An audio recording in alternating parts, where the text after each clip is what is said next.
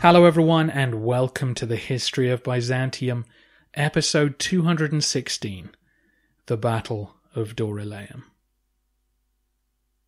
In our last episode, the armies of the First Crusade besieged the city of Nicaea until its garrison surrendered. The Turkic troops had no interest in facing the Westerners, though. They submitted to the Byzantines, who duly rewarded them for their wise decision. Alexius's headquarters during the siege were at Peleikanos, not too far from Kibetos. Once he'd paid off the Turks, the emperor called the leaders of the crusade to come and visit him. He planned on rewarding them generously, but he also had his eye on a few nobles who he hadn't met yet. Men like Bohemon's nephew Tancred, who had crossed the Bosphorus without swearing an oath of allegiance to the Vasilevs. This was a potentially tense encounter. As I mentioned last week, many Crusaders had a bad taste in their mouth about how Nicaea had fallen. The Byzantine approach to this holy war was different to that favoured by the Latins, and now the emperor was calling them in, like good little boys, to say yes sir and thank you sir. That seems to have been Tancred's perspective anyway. Apparently he looked at the huge imperial tent they were received in and said he'd swear loyalty to Alexius if he was given a similar tent full of gifts. George Palaeologus was by Alexius's side and almost came to blows with the insolent Norman. Again, Bohemond stepped in to restore order. Alexius waited patiently until Tancred and the others had taken the oath. He needed every senior Latin noble to publicly declare their loyalty to him. Why? Because he wasn't going on crusade, and he felt that these oaths were the most effective way of ensuring that his interests were respected. Some of the princes did ask the obvious question, why wasn't Alexius going with them? Their oaths were to him, and he'd supplied them superbly from Belgrade to Nicaea. Why shouldn't this happy situation continue? Alexius responded that, alas, he could not. The Balkans were too vulnerable to be left undefended, which, to be fair, was pretty accurate. According to one Latin chronicle, he specifically name-checked the Cumans as the kind of people who could invade at a moment's notice. And given that this had happened just 2 years earlier, he clearly had a point. In truth, Alexius had half a dozen good reasons not to go on crusade. He would be utterly outnumbered by the Latins and vulnerable to both assassination or accident. Only by taking his entire army with him could he feel safe, and if he did so, he would put a tremendous strain on Anatolia's resources, not to mention inviting invasions back home. Politically, too, Alexius's absence from the capital for an extended period would put the regime in serious danger. In future episodes we'll talk about the death of his mother and brother around this period. The Crusaders, if they thought about it, would definitely not want Alexius to die or be replaced, because who knows if a new emperor would be so supportive of their mission. Alexius also had plans to try and recover the western seaboard of Anatolia. Without Nicaea as a shield, the Turkic garrisons across the coast were now sitting ducks. The recovery of places like Ephesus and Smyrna would also aid the crusade, since it would open up the sea lanes, allowing supplies to reach them once they arrived at Antioch. Despite all these very good reasons, Alexius's absence was criticized by some in the crusading army, and you can understand why. We're here to free your subjects. Why are we doing all the work? The emperor did his best to equip the Latins with everything they could need in his absence. He loaded them up with supplies and pack animals. He sent a representative to guide them, and he gave them military and diplomatic advice, both of which turned out to be very helpful. The guide he was sending with them was his most trusted general, Tatikios.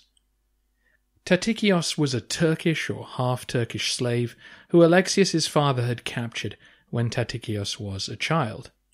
He was a similar age to Alexius, and the two were raised together. Tatikios had been emancipated long ago and joined the army alongside Komnenos. He'd become Alexius's most trusted troubleshooter and was now handed this hugely important role. Not only was Tatikios there to lead the Crusaders through Anatolia, but he was to receive any cities they captured and place them under imperial control. Perhaps even more importantly, Tatikios and the 2,000 or so Byzantine troops he commanded had to race ahead of the main crusading force to communicate with the locals. Anatolian Romans who lived along the roads they'd be travelling needed to be warned about the Latin host. They had to be cajoled into bringing all the surplus food and supplies they had out to the main road to sell to the Crusaders. If you don't, they will come and take it. As we discussed before, Tatikios would travel alongside Bohemond all the way to Antioch, suggesting that the Norman was also considered, to some extent, Alexius's agent.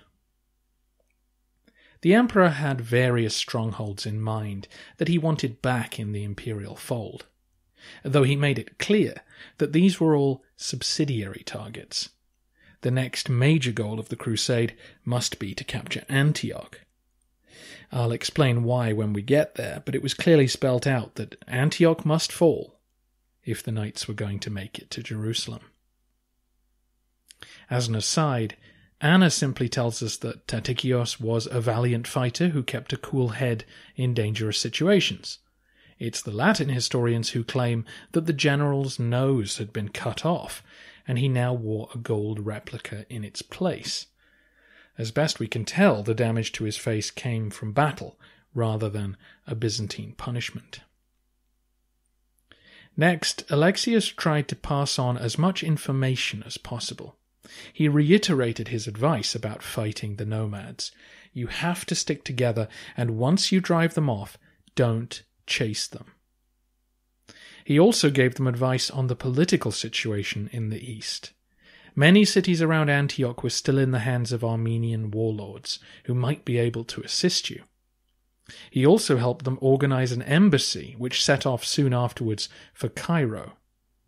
The Byzantines and the Fatimids were still on reasonable terms. Both were fighting against Seljuk expansion, and though the Fatimids were unlikely to welcome the Crusaders into Palestine, perhaps they could avoid a direct confrontation. Alexius then wished them all a warm goodbye, and the Crusaders left Nicaea on the 26th of June, 1097.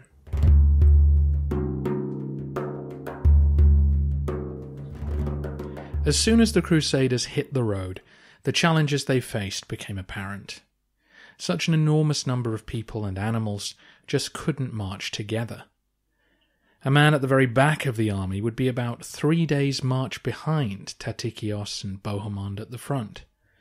This meant that by the time he reached the same spot where the vanguard had been 72 hours earlier, the grass had been flattened to mud, the wells drained dry, and neighbouring fields picked clean.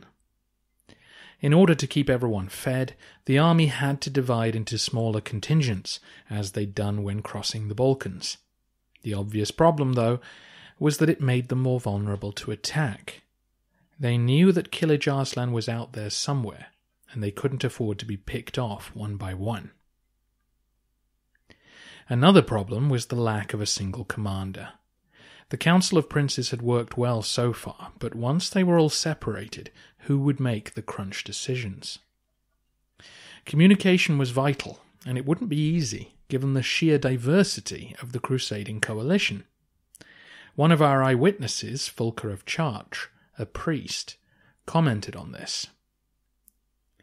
Who ever heard such a mixture of languages in one army, since there were French, Flemings, Frisians, Gauls, Allobroges, Lotharingians, Alemanni, Bavarians, Normans, English, Scots, Aquitanians, Italians, Dacians, Apulians, Iberians, Bretons, Greeks, and Armenians. He adds that, if any Breton or Teuton wished to question me, I could neither understand nor answer. The army agreed to split up on the road from Nicaea and meet up again 1 day's ride to the south. As predicted, it took 3 days for the army to coalesce around a local river before setting off again on the 29th of June. Now the army divided in two, but tried to keep riders going back and forth so that the two halves wouldn't lose touch with one another. Taking the lead were Tatikios and Bohemond, joined by the northern French, led by Robert of Normandy, Robert of Flanders, and Stephen of Blois. Bringing up the rear, therefore, were Godfrey of Bouillon, Hugh of Vermandois, and Raymond of Toulouse. The next rendezvous point was to be Dorylaeum. Dorylaeum has appeared many times over the course of our narrative. It was the first major staging post of the Roman army on the road east. Imagine an emperor of the past deciding to go on campaign. He would gather up a portion of the Tagmata, those stationed around the capital, and cross the Bosphorus. He would then march to Nicaea, while messengers crisscrossed the themes, telling everyone to gather at Dorylaeum. The emperor would then march out from Nicaea, taking the road that wound slowly up the 800-metre climb that took you from the coastal plain up onto the plateau.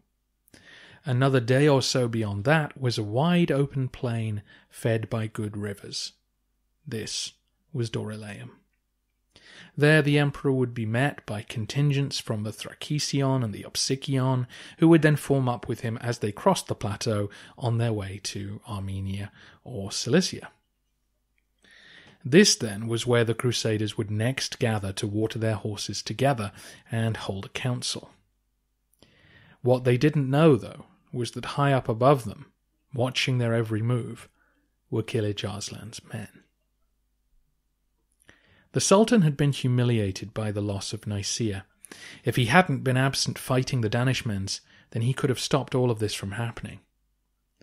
After being driven off by the Crusaders, he'd sent urgent messages to all the other Turkic groups in Anatolia, including the Danishmends themselves. He urged them to send riders to assist him. We have to stop the Westerners before they reach the plateau. If they destroy me, he argued, you will be next. We can only guess how many he'd recruited by the time the Crusaders approached Dorylaeum, perhaps 15,000. At this stage, the nomads of Anatolia simply fought on horseback. They hadn't begun to recruit their own infantry or mixed forces. These were steppe archers, here to defend the grasslands of the plateau, grasslands that they'd made their home. Kilij Arslan's plan was to ambush the Crusaders as they made their way onto the plateau. This is the moment when they would be most vulnerable. The nomads would be operating on flat ground with space to maneuver, while the Latins would still be winding their way up the mountain road. There was real urgency in his strategy. He couldn't afford to meet the full Western army in battle, since they would outnumber him. He had to isolate and destroy their vanguard while they were detached from the rest of their number. For 2 days, Bohemond and Tatikios marched at the head of the Crusader force with no alarm.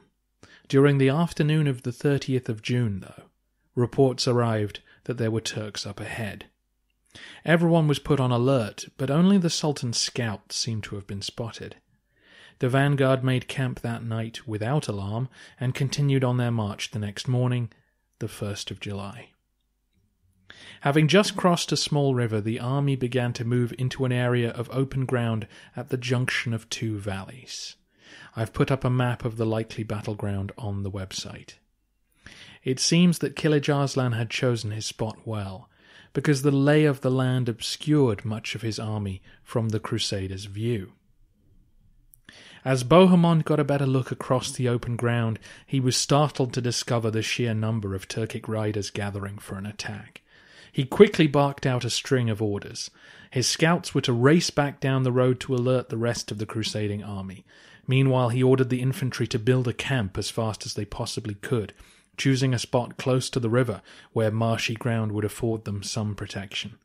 In the meantime, he and Robert of Normandy gathered up all the cavalry they had with them, perhaps no more than 3,000 men, and bravely attempted to push the Turks back. The Sultan's men dealt swiftly with this attack. A hail of arrow fire turned the knights around, and within the hour Bohemond and Robert had been forced to retreat all the way back to the makeshift camp. As you can imagine, back at the camp all was frenzy and chaos. The more disciplined soldiers were putting their back into digging trenches, while the non-combatants and pack animals were being herded into the centre. Remember, this was not a disciplined army with clearly defined roles. This was an amalgam of the retinues of 3 Latin nobles alongside 1 Byzantine unit. In and amongst them were civilians, priests, squires, and soldiers with no fixed allegiance. All these disparate elements were not required to march in any particular line or formation, so as the professionals were furiously digging and putting on armour, there were others outside the camp dithering or panicking. There were also more people streaming onto the field of battle from the winding road who didn't know what was happening ahead of them. They soon would.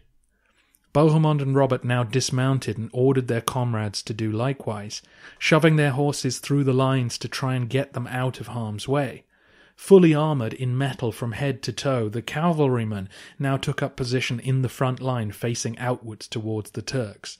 Behind them, the construction of the camp had to continue as fast as humanly possible. Bohemond and Robert began calling their infantrymen to line up alongside them. A human wall must face out in front of the camp to stop the Turks from getting inside. Kilij Arslan bore down on the quivering mass of humanity gathering around the camp. Hundreds of people were now trapped between Bohemond's line and the onrushing Turks. Civilians and soldiers alike were slashed to pieces as the steppe riders raced forward to press their attack. One of the northern knights, Robert of Paris, his conscience stirred by the sight of slain innocents, rushed forward to help them, only to feel the sting of multiple arrows thudding into him, slowing his movements until he was cut down by an advancing nomad. Bohemond and Robert had to scream above the din that the only way to survive was to stand firm. Do not leave the line. The Turks now began to circle their prey. I like Thomas Asbridge's description of Arslan's men as a rampaging pack of highly manoeuvrable mounted archers, itching to exploit the open ground, wheeling their nimble-footed horses in an encircling torrent, unleashing a deadly cloud of arrows. This was the steppe way. The nomads would always attempt to encircle their enemies, knowing that arrows flying in from every direction was sure to break the morale of massed infantry. They would add to their terror by yelling and shouting their war cries as they unleashed volley after volley. This certainly had the intended effect on the non-combatants. One survivor described them as screaming like demons, another that they howled like wolves. Fulker of Chartres was amongst them and described the horror at the heart of the camp. All of us, huddled together like sheep in a fold, trembling and terrified, were fenced in by the enemy on all sides, so that we could not turn in any direction. It was evident that this had befallen us because of our sins. One of the soldiers would later write of his shock at the distance the nomad's arrows could reach, either striking his armour from a great distance or sailing over him to hit an unsuspecting target in the centre of the camp. The only hope for the vanguard was to keep up an unyielding defence for as long as possible in the hope that the rest of the Crusaders would come to their rescue. For the first hour it felt like the line could buckle at any moment. Priests were praying through floods of tears, and the screeches of people and animals gave the impression that the end was nigh. But somehow the line held. In the chaos all Bohemond and Robert could do was stay still. They could trust their own men to do likewise, but the key to their survival was that all the soldiers stayed in close formation. Their armour gave them a chance to survive the arrow fire and created a barrier, preventing the Turks from reaching their families and animals. Leading by example, the northern lords held grimly on in the face of constant attack. With the Latins pinned down, Kilij Arslan gave the order to break through the line. His men began charging in, on foot and horse, trying to break the Westerners up. Fierce hand-to-hand combat took place throughout the morning, Tancred's brother William amongst those who were killed. The Turks kept up constant pressure. When they weren't charging into the line, they were firing arrows from a distance. But as the minutes turned to hours, hope was kindled. Women began to sneak across the marshland, filling buckets with water from the river and bringing it to the grateful knights. Trapped inside their metal cocoons, many would have perished without this refreshment. Meanwhile, prayers and chants went up and down the line, encouraging everyone to stay strong. According to a member of Bohemond's entourage, this coalesced into the call, "Come what may, stand firm in the faith of Christ, and have faith in the victory of the Holy Cross, because today, if it pleases God, all riches shall be given you." Or, in a more direct translation, "Today, if it pleases God, you will all become rich." It's a great insight into the mentality of the soldiers. Remember that this was written long after Jerusalem was taken. The author could have cleaned it up and removed any mention of plunder, but instead he felt it was not only laudable, but entirely relevant to what kept men fighting when the odds were against them. The Turks were struggling to fully encircle the camp. It was somewhat protected by the edge of the plain and the marshy ground which the nomads were reluctant to ride across. But with the morning wearing on, riders became bolder, daring to dart across the bog and break into the camp. To the horror of the civilians, Turkish soldiers suddenly appeared amongst them, swords raised, thrashing at anything that moved. The foot soldiers soon overwhelmed them and closed the gaps in the line, but it was clear that if relief didn't arrive soon, they would lose this struggle. Another witness claims that some of the women began making themselves up, preparing for the inevitable Turkish victory by trying to look pretty enough not to be killed on the spot. Hours earlier, Bohemond's scouts had raced the 2 or 3 miles back down the road to find Godfrey and Raymond's men. That might not sound like a great distance, but remember that the Crusader line stretched for miles and miles further back. By the time the news had filtered down the line and decisions were being made, another hour had passed.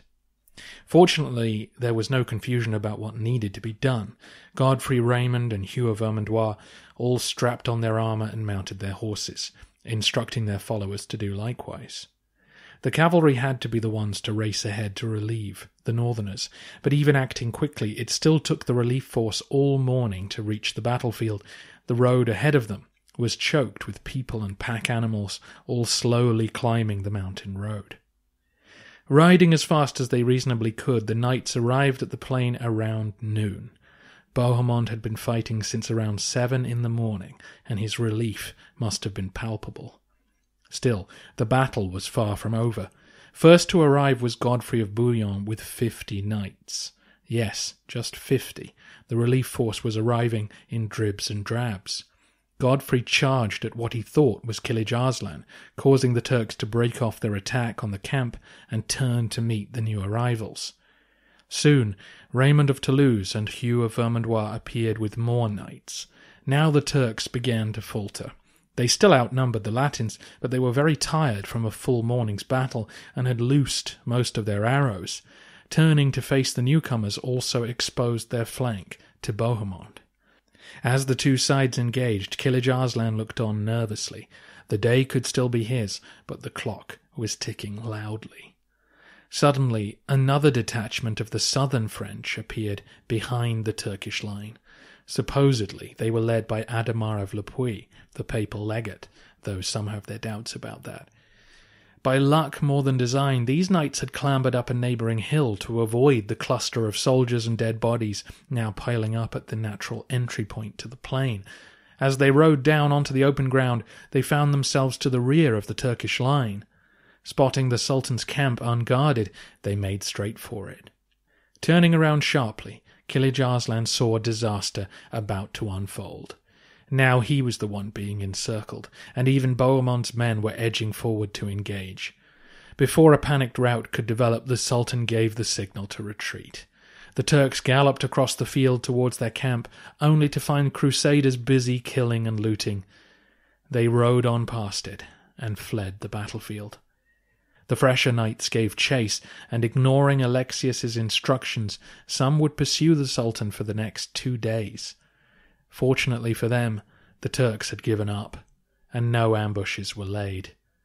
The Crusaders had won a famous victory, and the path across the plateau now lay open.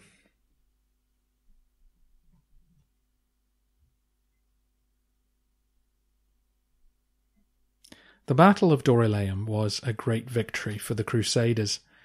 Once again they had overcome the difficulties of their unwieldy, unorganized state and used their superior numbers to their advantage. Historian John France notes that there was a lot of luck involved in the early stages of the crusade. Kilij Arslan's trip to Melitene allowed them to coalesce at Nicaea, just in time to stop him from getting back into the city.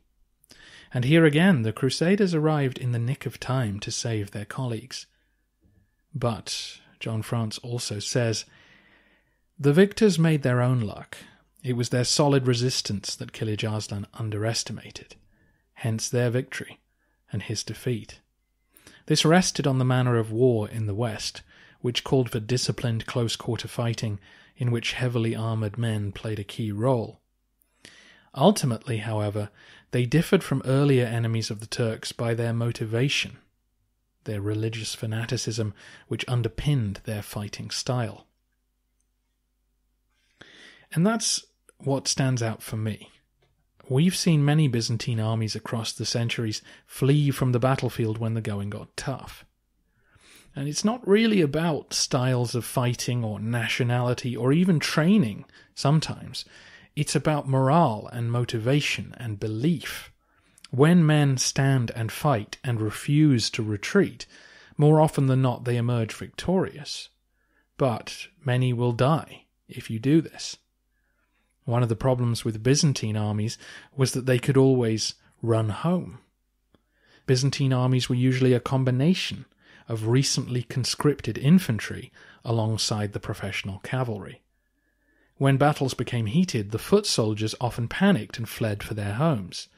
Even if that was a month's march away, they still had somewhere to aim for.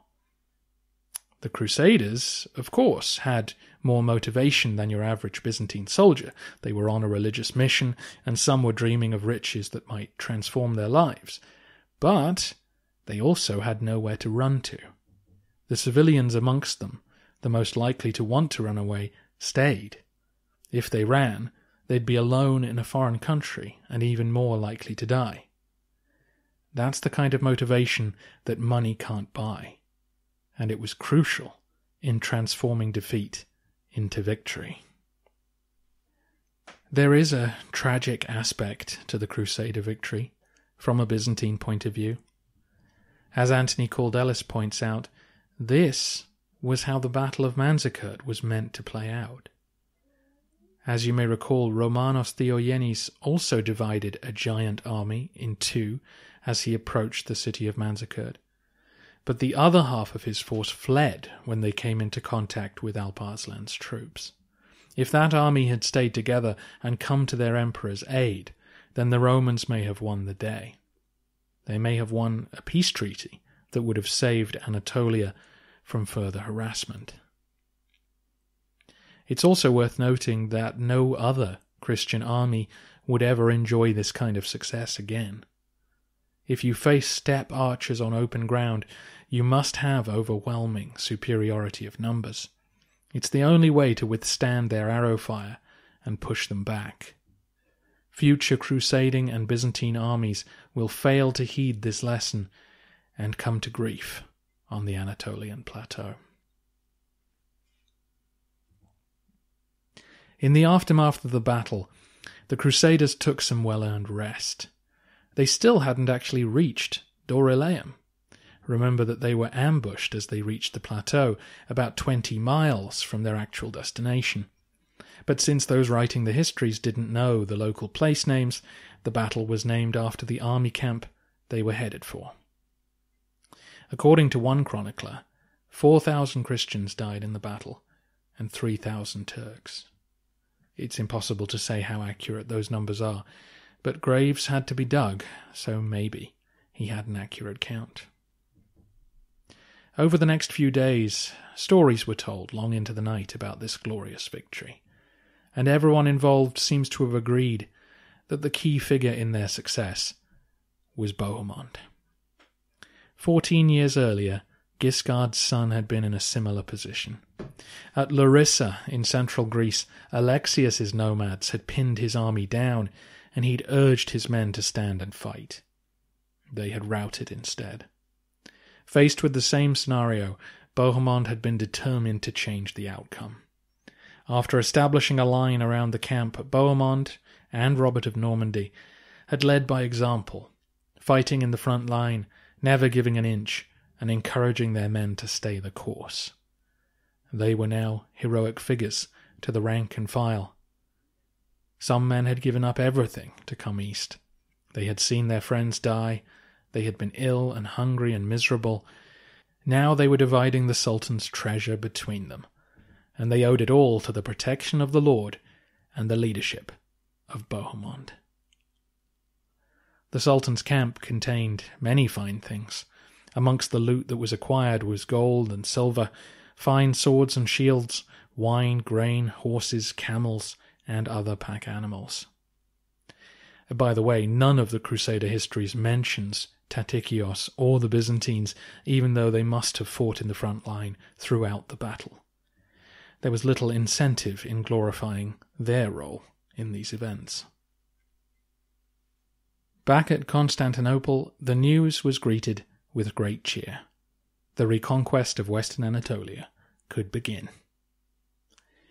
Next time on the podcast, the Byzantine troops will descend on Chaka's base at Smyrna, determined to take their cities back, while the Crusaders will press forward across the plateau. While the Byzantines will enjoy great success, the Crusaders will suffer terribly. The Anatolian plateau is an arid place in high summer, and Kilij Arslan was not finished yet. The Sultan adopted a scorched earth policy to deny the Westerners the resources they needed to survive in this alien terrain.